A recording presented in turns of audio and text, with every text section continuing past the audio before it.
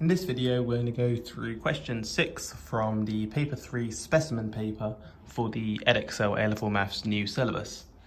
So this is the first question for the mechanics section, and we are starting off with a variable acceleration question. So how do we know it's variable? Because for the formula for acceleration, there are t's involved. So the acceleration depends on time. So it's not constant, it depends on t.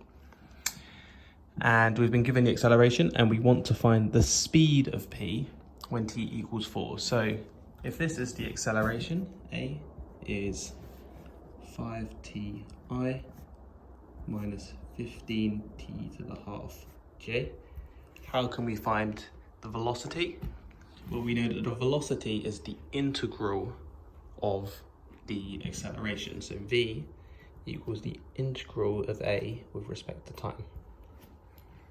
So we just need to integrate this. So v is equal to 5 times half t squared I minus 15 times, so increase 1 to the power and divide by the new power.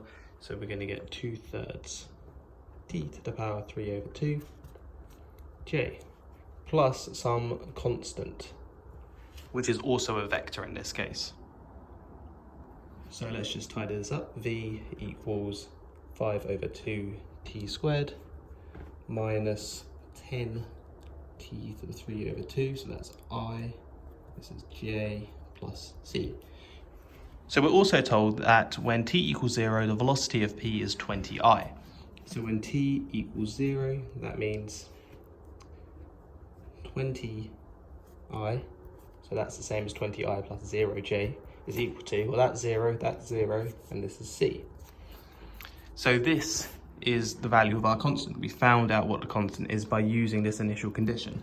So our new formula for v, so v is 5 over 2 t squared plus 20, that's all times I. So that's just adding in the 20i component, and then subtract off 10t 3 over 2 j.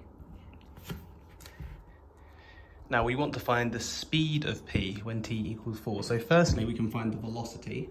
So v of 4 is equal to, we'll plug this in, so 5 over 2 times 16 plus 20. So that's 2.5 times 16 plus 20. So it's 60i minus, and then 4 to the power 3 over 2 is 8, and we multiply that by 10, so minus 80j. So this is the velocity, but we want the speed. So the speed is the magnitude. So we want to find the magnitude of v, that 4, and this is given by 60 squared plus 80 squared under the square root.